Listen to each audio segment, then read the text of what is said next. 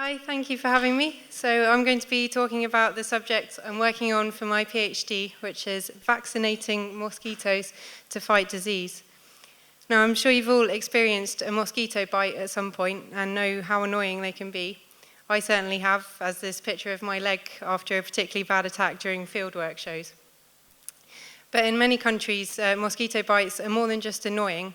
They infect millions of people with life-threatening diseases.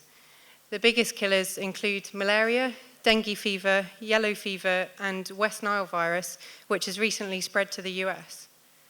So what can we do to fight these diseases? Well, unfortunately, currently there's no vaccine or cure available for most of them.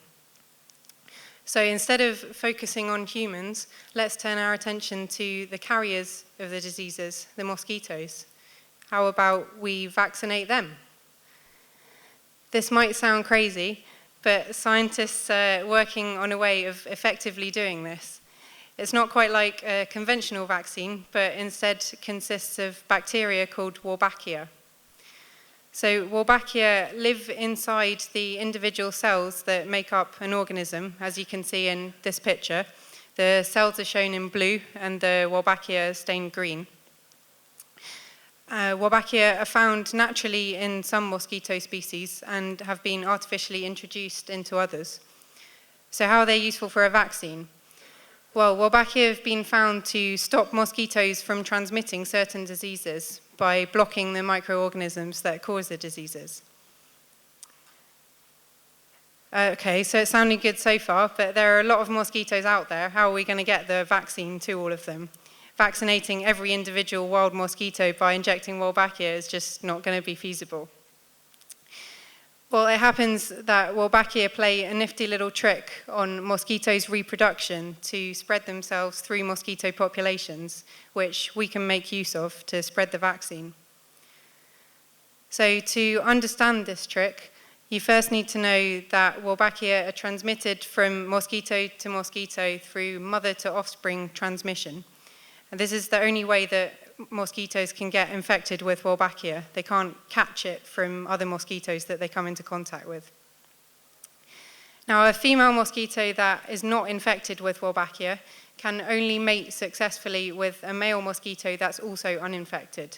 If she tries to mate with a male that's infected with Wolbachia, then no offspring are produced.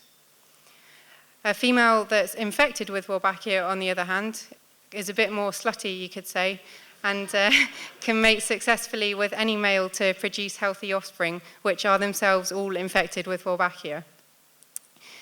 This means that, on average, females infected with Wolbachia will have more offspring than females without Wolbachia, and because the Wolbachia are passed on through the offspring, over subsequent generations, they'll increase in frequency in the population, often until they're in every mosquito. So to vaccinate wild mosquitoes, all we need to do is release some mosquitoes infected with Wolbachia, and over time, the vaccine will spread all by itself. Fantastic. So this overcomes the problem of getting the vaccine to the mosquitoes, but doesn't it introduce another problem? In releasing mosquitoes, we're increasing the mosquito population. Surely more mosquitoes isn't good, it means more bites.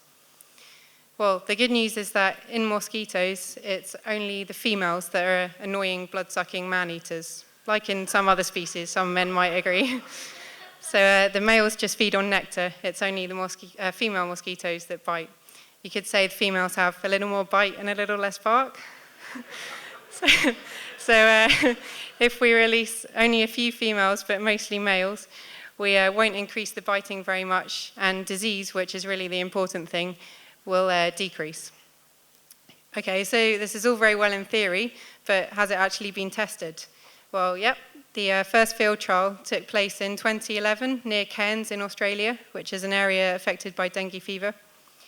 This trial was successful, and more trials are now underway or planned in other countries affected by dengue fever, with promising results so far.